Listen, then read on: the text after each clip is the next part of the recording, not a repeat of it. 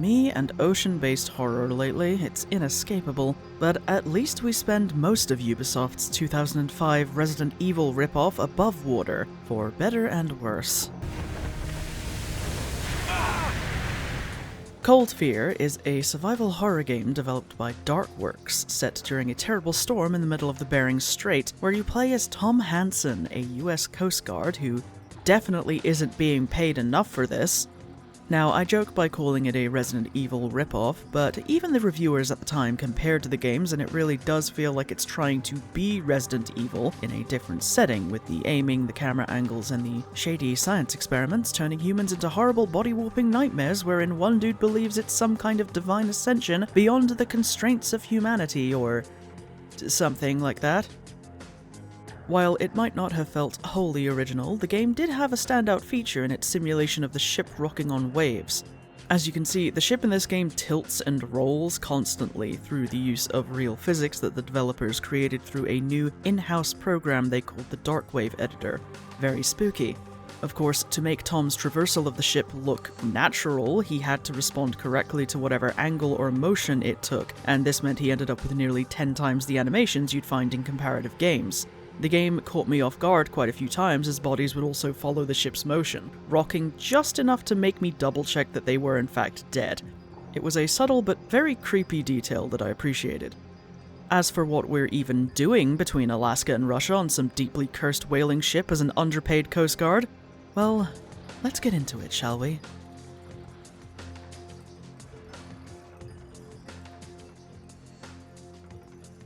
Hey, if Patreon isn't your thing, I've enabled YouTube memberships if you want to get your name in the video credits and support what I do.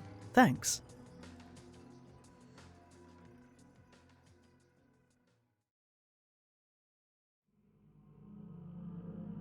Our journey begins on the ocean, the storm howling, the boat rocking, and the beating blades of a helicopter whirring overhead as a squad of covert operators are dropped off for their enrichment time on a Russian whaler. It doesn't take long, however, before the operators are picked off one by one, each more violently than the last, until their handler is left with only one option: drag the nearest poor and uninformed bastard into the mess his squad of highly trained and armed professional soldiers were supposed to handle. We cut to Tom Hansen, United States Coast Guard of the USS Ravenswood, who answers the call and proceeds to pose dramatically with his group of faceless expendables like a wet and pathetic boy band. Pretty much as soon as we hit the deck of the Eastern Spirit, things go sideways and our team is attacked off-screen by something, leaving Tom alive because he was already separated from the group, and since the sea was too rough for the Ravenswood to stay nearby, we have to retrieve the extraction signal from Lieutenant Lansing's body. Delightful. Making our way up to the rear deckhouse, there's nothing here for us except a cheeky wee jump scare from a dude who is looking more than a little bedraggled by his experiences on this ship. Hi. Okay. Scattered between environmental hazards and swinging crates that can and will hurt you, there are locked doors aplenty on the Eastern Spirit, requiring us to run around finding keys, wheel cranks, and codes in order to make our way around. Alternatively, we can just shoot the power box next to some doors to open them. Obviously. Finally, making our way inside the main deck, we run into a pair of extras from Stalker yelling at a locked door, only for them to immediately start shooting us. Unfortunate. We turn the sprinklers on to get rid of the fire burning through this area, and upon checking the locked door, we're yelled at by a Russian woman in English because the player needs to know that this is 1, a girl, and 2, a feisty one. Oh, you bastard! Whoever you are, you will open this door now! Even though Tom doesn't say anything to her directly, so she should still be yelling in Russian, just like the human enemies do. Slowly picking our way towards the front deck in search of Lansing's fresh carcass, we can pick up documentation that begins to paint a picture of what was going on here, how the crew was handling it, and what they were studying. The answers to which are human experimentation, badly, and parasitic ancient life forms called exocells that came from deep beneath the earth and were disturbed by the oil drilling platform, the Star of Sakhalin. See, the platform was profitable, but negligence on part of the Russian government led to it being abandoned and purchased for cheap by a man called Colonel Dmitry Yusupov, a member of the Russian mafia. He intended to keep drilling for oil and did so for the first month, only for a small batch of exocells to crawl up the drill and attack. They were eventually put down by the rig's mercenary muscle, Yuri Anashchenko, and his men. But with more coming, he decided to start catching and studying the creatures, eventually retooling the oil rig into a scientific research facility headed by a Dr. Victor Kamsky. You know, big money to be made if they can get the parasitic serum to make controllable super soldiers and grant immortality. You can see how well this worked out for everyone. Emerging onto the front deck, this is where I discover that there's an option to have Tom grab a nearby railing to steady himself. It restricts his range of motion, but immediately stabilizes his aim, making it easier, in theory, to hit your targets. It's a neat detail. I still suck at aiming in this game, however, because it's so goddamn clunky, but I respect the attempt. What I don't respect is that this giant harpoon never got used for anything, which felt especially disappointing after one document said they infected orcas with the exocells, like a setup with no payoff. We learn that over 300 subjects have been purposefully infected, from dogs to apes to orcas and humans, and that the point of no return when infection comes is when the exocell infiltrates the brain. What this means is that as long as the head remains intact, the exocell can force the body to keep getting back up even after suffering grievous injury elsewhere, only overcome by electricity or fire if the skull isn't targeted directly. This also means that it's possible to cure someone with an antidote if they are given it before the brain is infested, so being infected is not an automatic game over. Now, it's at this point when we find Lansing's body and his head falls off his shoulders like a rotting melon that Tom finally has a reaction to the fucked up bodies he's seen all over the ship, as if he didn't see the body of a horrific mutated dogman thing 10 minutes ago, but okay. Help me! Holy!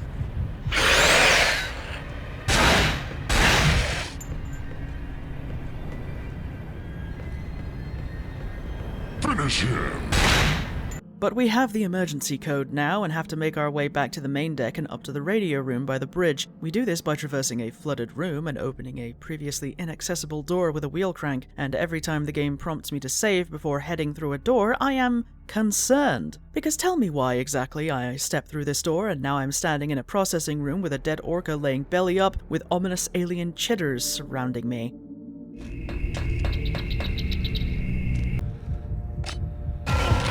Son of a bitch! We find the stairs that'll bring us up to the radio room, and this man decides he's had enough of this shit and chooses to burn to death just as I turn the sprinklers on. Bro, if you just waited like 2 seconds. Accessing the radio room puts us in direct contact with CIA Special Agent Jason Bennett, the man who was remotely supervising the team from before, and he promises to get Tom safely off the ship if he captures Colonel Yusupov. Heading back to the rear deckhouse, we find Yusupov in a less than promising state. Здравствуйте. Speak English. It doesn't matter now.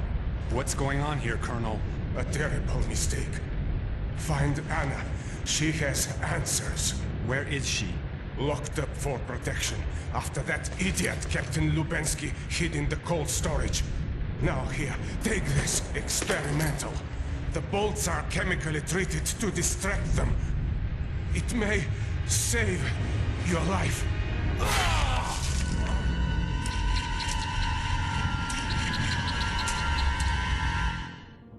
So, not ideal, but we do get a neat spear gun out of it. Obviously, the yelling Russian woman is Anna Kamsky, the head scientist's daughter, though our special agent friend dismisses her as some Russian hooker Yusupov brought on board, despite hearing him say that she has answers regarding just what the hell is going on here, and his journal states who she actually is. But Mr. Bennett isn't our friend, and is only out for his and the CIA's interests, so while we will go find Captain Lubensky, we're going to free Anna from containment. However, the door we previously used to reach where she is gets busted from the inside, forcing us to find another way to the main deck.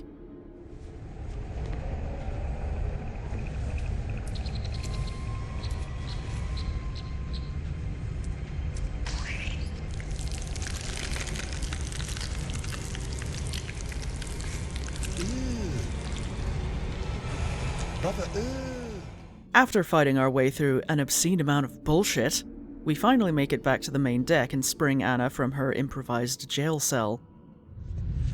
Anna? Who are you? What are you doing here? My name is Tom Hansen. I'm a friend. Why should I believe you? Because I'm here and you're not dead. Ha, funny. Where is Dmitri? Yusupov's dead. Good. The bastard deserved it. So can you tell me what the hell is going on here? He said you had some answers. He lied. Oh, my dude, you just got pranked! I don't have answers. Then who does? Papa does. We can radio him. He will know what to do. I think you and I are linked, Hansen. We will both make it through this, or neither of us will. Normal things to say to someone you just met, but alright. Escorting Anna to the radio room, Agent Bennett is suddenly all in on keeping her alive now that he knows who she is. Kinda seems like someone who does your kind of work should know better than to make snap judgments without any intel, my dude. No wonder the team you sent here is now in God's recently deleted. We make it to the radio and Anna tries to contact her father on the oil rig. She's answered by a man named Pavel instead, who informs her that shit has hit the fan and her dad is missing. Since the ship's autopilot is locked, we have to go find Captain Lubensky to unlock it and steer the ship towards the oil platform, necessitating a trip all the way back down to cold storage where we find him stiffer than a wet sock in the Arctic. Get it? Because he's dead? He's a stiff? Penis joke. But we at least get the keys to his private quarters, and as can be expected, the captain's quarters are quite nice compared to the communal bunks the rest of the crew sleeps in. I actually kind of want a bed like this for myself because it seems like it'd be so cozy and secure, like you're hidden away somewhere safe. And also, think of all the books and knickknacks you could keep on hand with all these little shelves and cabinets. Regardless, the autopilot codes are found and transmitted to Anna. Getting a little rough there. Hang on, I'll meet you at the pilot house. No, it's not safe. Look, the seas are too rough for us to dock with the oil rig, yes? What are you getting at? The only way we can get on board is to climb up to the crow's nest and then jump when we get close. I'm sure this will go flawlessly, just like everything else that's happened on this accursed ship, only no it doesn't. They climb to the crow's nest and jump only for Anna to slip and Tom to swan dive after her. Not that he manages to find her, instead washing up on the rig, conveniently unconscious so a parasite can find and infect him. Oh no, whatever will he do now? Other than almost immediately run into a surviving doctor, Pavel Bakarev, who cures him with the antidote only to get juiced like a particularly plump orange by an unseen enemy once he's served his role as exposition NPC.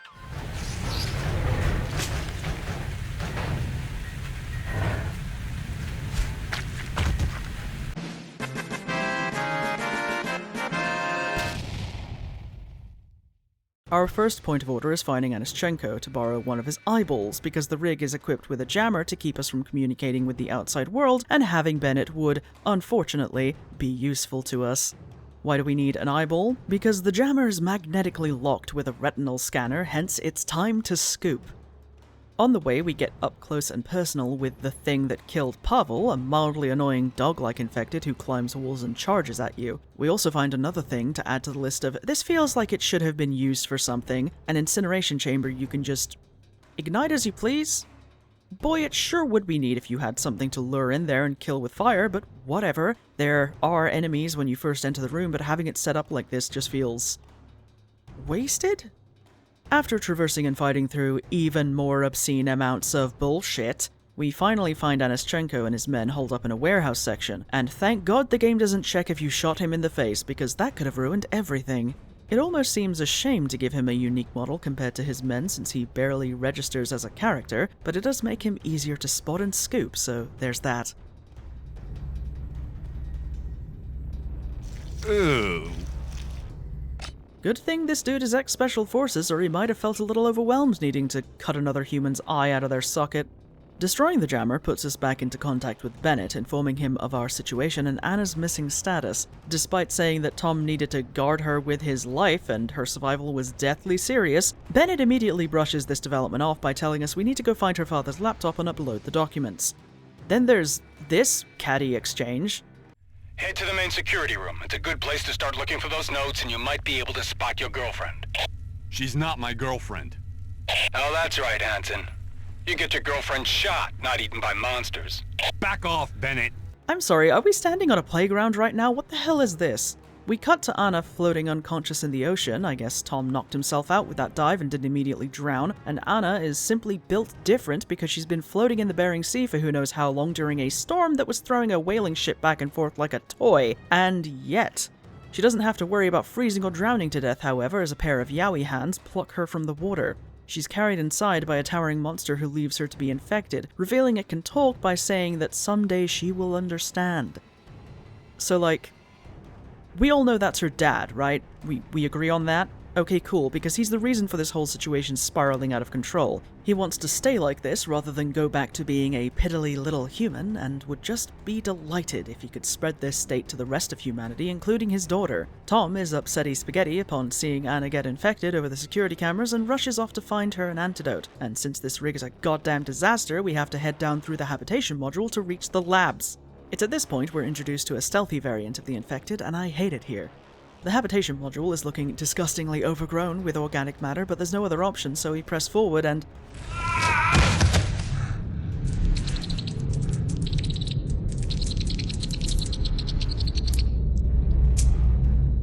For fuck's sake, man. We persevere through this den of wet and messy nastiness, and I am briefly distracted by the appearance of... this thing that is just hanging out here, before I eventually notice a slope that will actually release me from this damp pit of bile and sadness.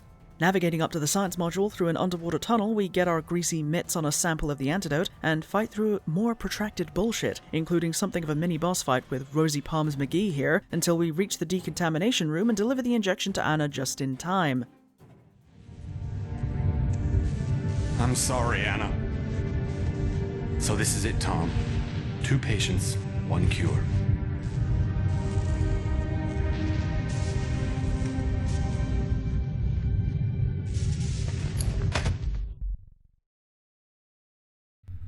Hansen, move it! You've got work to do and you're running out of time. I know. Let's make a deal. I get those notes, you take care of Anna. Get her out of here. You play hardball, Hansen. I'm sure he does. Anyway, while we're making our way back to habitation, Anna calls us and Tom thanks her for saving his life. I'm sorry, what? When? I feel like I missed something. When did she save him? While he was out cold? Did she have antidote on her? You know what, who cares? This story isn't that deep, and it hasn't pissed me off enough to warrant digging with malicious intent.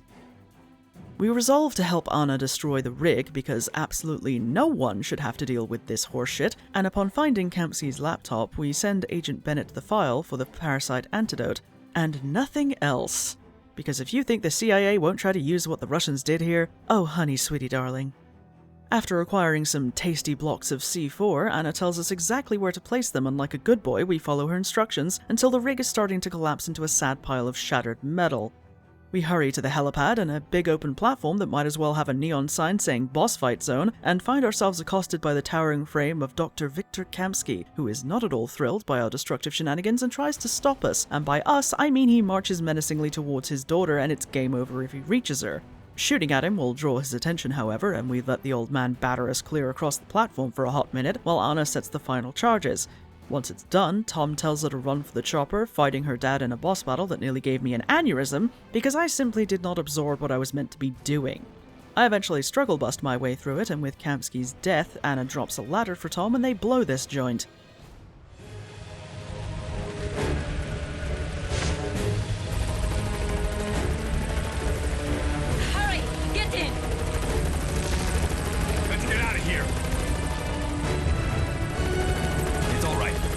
Take care of this. Papa, I'm sorry.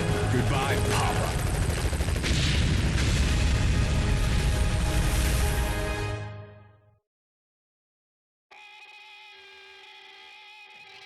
I probably wasn't supposed to laugh, but the abrupt cut to credits and metal music broke me. Like, this wasn't a bad game. There were some interesting ideas, but I think the comparisons to Resident Evil were more than warranted. A parasitic infection that spun wildly out of control, third-person survival horror with semi-fixed camera angles and a discount Leon Kennedy? Alright. I do think the game also cut its own ankles at times by relying on the cheaper variety of jump scares, because I can enjoy a jump scare when it is earned. And too many times something stupid or nonsensical happens to just startle you. Case in point.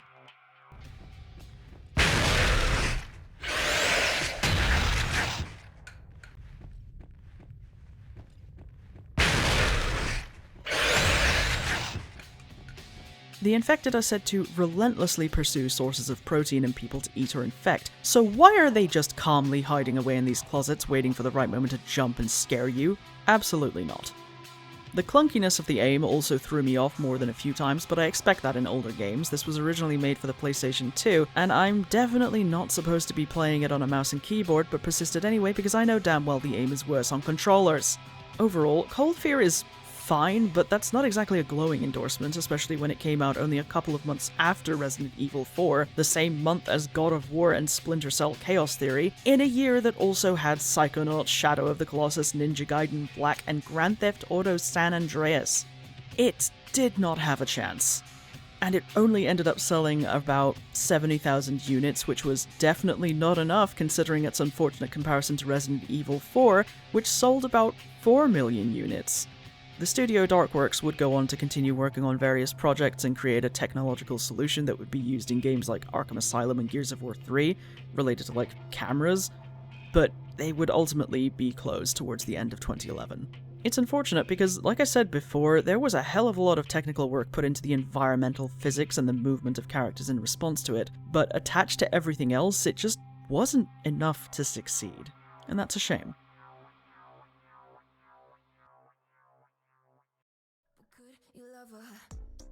Thank you for watching, and if you enjoyed this video, don't forget to like, subscribe, and drop a comment down below for the algorithm gods. Special shout out to my supporters over on Patreon who are all very handsome people. If you'd also like to be called a very handsome people, check out the link in the description where you can support me from just £1 a month. All tiers get their name in the credits, while members of the Nerd tier will occasionally get behind the scenes previews and video teasers. If you enjoy live streaming, I can be found over on Twitch where I stream every Wednesday at 8 PM British time. For now, don't forget to drink your water, take your medication, be kind to yourselves, and I will see you all next time.